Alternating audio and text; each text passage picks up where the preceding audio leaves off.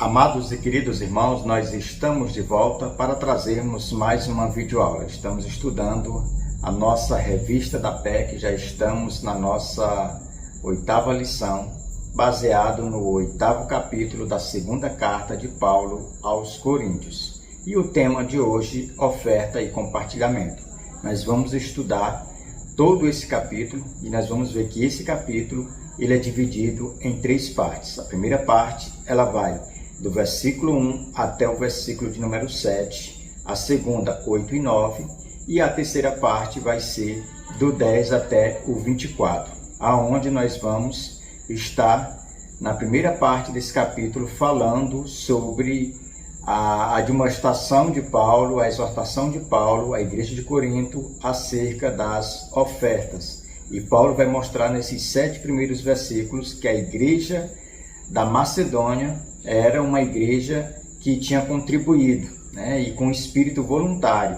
Quando a gente lê o capítulo 17 de Atos, nós vamos entender que essa igreja de Bereia, a igreja de Tessalônica, a igreja de Filipos, essas igrejas da Europa, elas se prontificaram, elas se colocaram à disposição do apóstolo para levantarem uma oferta voluntária para ajudar os irmãos da Judéia. Já no versículo de número 8 e 9, que é a segunda parte do capítulo 8 de 2 Coríntios, nós vamos ver Paulo usando o exemplo, agora não mais das igrejas da Europa, das igrejas da Macedônia, mas ele vai usar agora o exemplo do próprio Cristo. Ele vai dizer que Jesus era rico, se fez pobre e fez a maior doação que a humanidade poderia receber, que foi a sua vida na cruz do Calvário. Depois, Paulo ele vai na terceira parte do capítulo, que é do versículo de número 11 em diante até o 24, que é o último versículo, nós vamos ver Paulo admoestando aquela igreja, convencendo aquela igreja de que ela precisava levantar essa doação, essa oferta, em forma de graça, porque Paulo aqui ele vai usar não a palavra oferta, mas no lugar da palavra oferta ele vai usar a palavra graça. Ele vai dizer que a igreja de Corinto ela era agraciada na palavra, na fé, no comportamento, nos dons espirituais, mas faltava também na área das contribuições, de compartilhar. Vai ser quando Paulo vai fazer menção lá do Antigo Testamento, do maná enviado por Deus. Então tudo isso vai contribuir para o apelo de Paulo, porque essa igreja de Corinto ela tinha se esquecido do compromisso que tinha feito com o apóstolo Paulo. A gente vai ver isso lá no finalzinho da primeira carta, no capítulo 16, do versículo 1 até o versículo 3, nós vamos ver que Paulo ele já tinha falado isso para essa igreja, que ela deveria contribuir, no primeiro dia da semana devia levantar, todo primeiro dia da semana deveria levantar uma oferta que tinha o destino de ajudar os irmãos pobres lá da Judéia. E essa igreja, como ela vai ser bombardeada pelos falsos ensinos, vai ser ludibriada pelos judeus legalistas e também pelos gregos, então eles vão acabar esquecendo desse acordo que tinha feito com o apóstolo Paulo. E a gente vai ver que aqui Paulo vai dar continuidade, aqui no capítulo 8, pois esses 2 capítulos, o capítulo 8 e o capítulo 9 de 2 Coríntios, eles vão tratar apenas de ofertas, apenas de contribuições. E a gente vai ver que Paulo ele vai bater nessa tecla. Então nós estamos diante deste assunto, oferta e compartilhamento, que era uma lição que essa igreja, que é da região da Alcaia, ela precisava testemunhar, que era a cidade de Corinto, precisava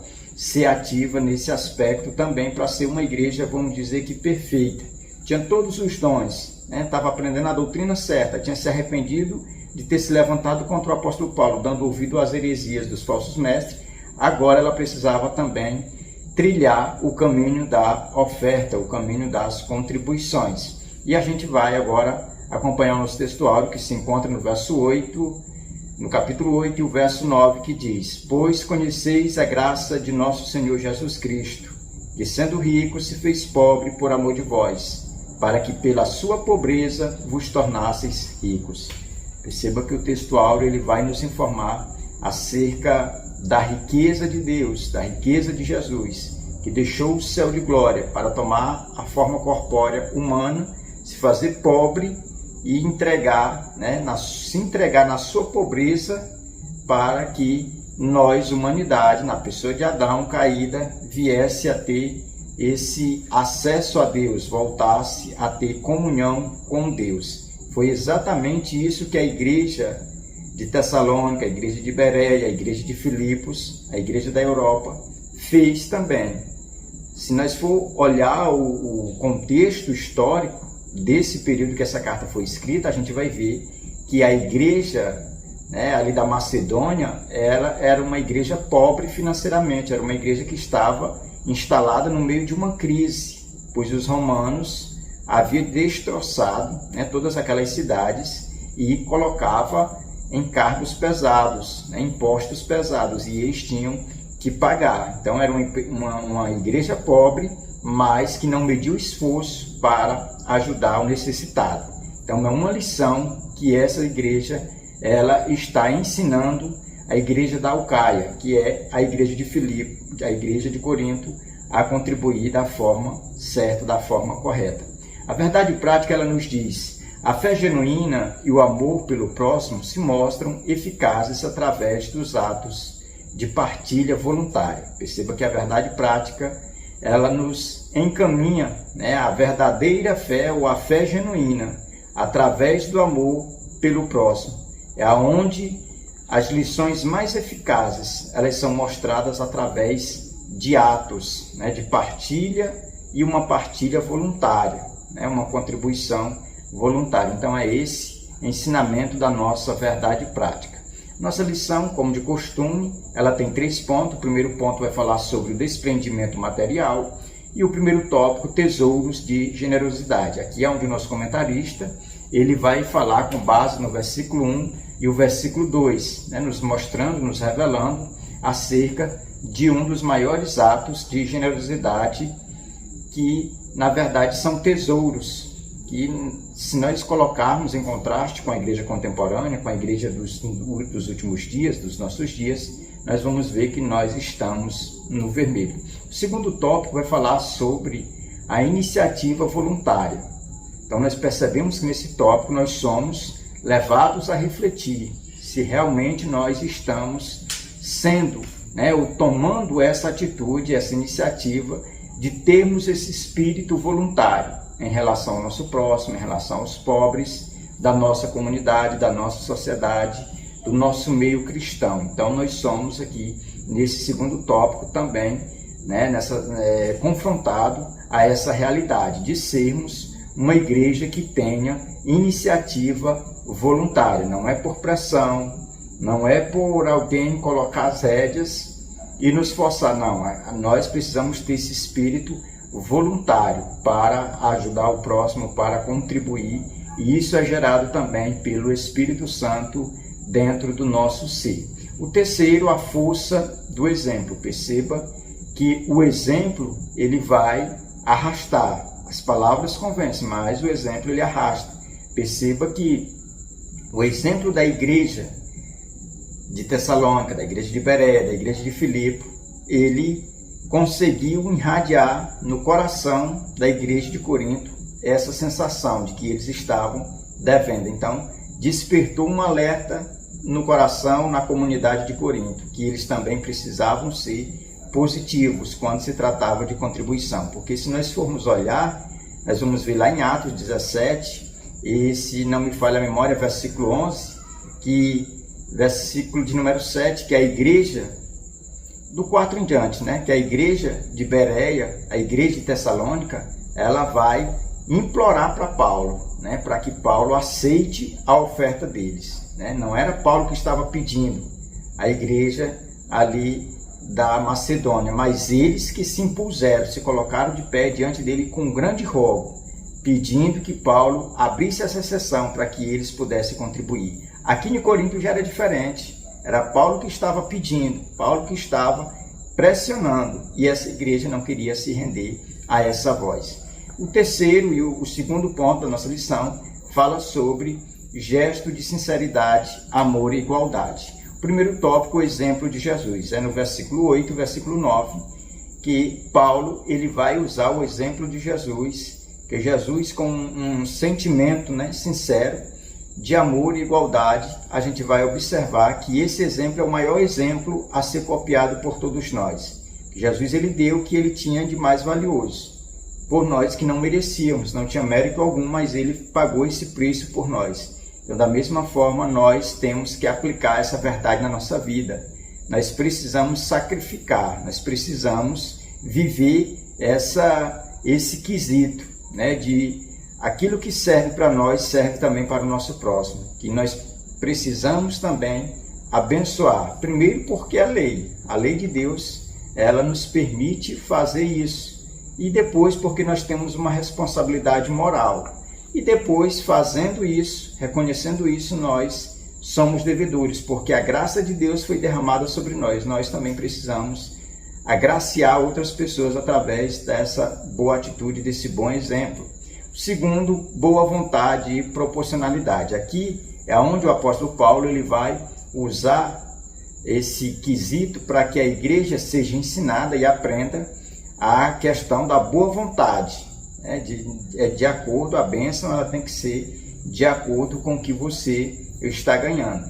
Não é você prometer algo que você não pode cumprir, não é você querer ofertar só oferta grande, não. Você ofertar dentro do seu limite, dentro da sua proporcionalidade. Se você pode ofertar, que você oferte, porque para Deus a oferta ela só é aceita se for uma oferta com a motivação correta, se for uma oferta que Deus se agrade primeiro do coração do ofertante, depois que ele olha para a oferta. E é isso que a gente precisa ter esse entendimento para que a nossa oferta ela seja de boa vontade e seja também proporcional. O terceiro, a partilha gera igualdade. Perceba que a tese que o apóstolo vai usar aqui é do Antigo Testamento. É quando o maná descia dos céus e tinha pessoas que recolhiam mais, pessoas que recolhiam menos. Aqueles que recolhiam mais ia e dividia com aqueles que tinham recolhido menos ou pouca coisa. E se aqueles que recolheram mais guardasse para si com o egoísmo, na verdade aquele alimento, aquele maná, ele apodrecia, não servia para o consumo. Aqueles que tinham pegado pouco, na verdade eles não passavam fome porque era suprido, ou seja, todos era igual, era a mesma porção que todos tinham que pegar e todos tinham que se manter. Então havia essa responsabilidade de partilhar e de igualdade, que gerava essa igualdade que nenhum tinha, como a igreja primitiva, nenhum tinha as suas propriedades por sua, mas usava para abençoar a vida de todos. O terceiro ponto da nossa lição vai falar sobre o cuidado com as ofertas. Aqui no primeiro tópico, a disposição de Tito. Nós vamos ver que Tito ele vai se colocar à disposição para pegar a oferta da igreja de Corinto, levar a Jerusalém e lançar aos pés das autoridades da igreja da Judéia que estava naquela crise, passando por aquele momento difícil. Então Tito, com dois apóstolos das igrejas, porque as igrejas agora vão enviar, e quando eu uso essa expressão apóstolo é porque eles são enviados da igreja, não apóstolos de Cristo, como Paulo, como Pedro, mas eram apóstolos da igreja, porque a igreja estava enviando para ajudar Tito nessa missão, de levar esse dinheiro e de servir a igreja ali da Judéia. O segundo, proceder honestamente. Perceba que o destaque aqui, do verso 20 ao 21, é que Paulo ele vai mostrar transparência nessa questão da oferta, como também Tito e todos aqueles varões que não é citado o nome, mas que serviram e que foram ajudantes nessa obra. Houve transparência, houve honestidade e houve também por parte de Paulo sabedoria.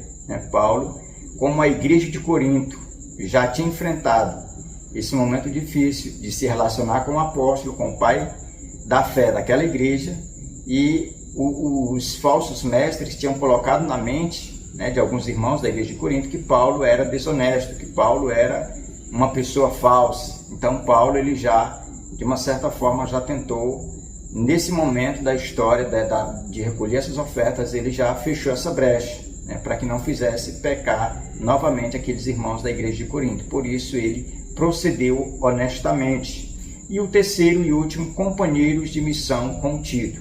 Esses companheiros aqui são pessoas que não aparece o nome, mas vai ter alguns estudiosos que vão chegar a afirmar que era Lucas, que era aqueles que faziam parte da comitiva de Paulo, mas a Bíblia não cita o nome, mas nós sabemos que eram homens íntegros, homens verdadeiros, homens piedosos, homens de Deus, que acompanharam e que foram companheiros de Tito nessa missão, com essa tamanha responsabilidade de levar os esforços, as energias, os talentos dos crentes, tanto de Tessalônica, da Bereia, de Filipos, como da cidade de Corinto, dessas regiões, para Jerusalém. Então não estavam levando ali simplesmente dinheiro, não, eles estavam levando graça, eles estavam transportando a graça dessas igrejas em direção à igreja de Jerusalém.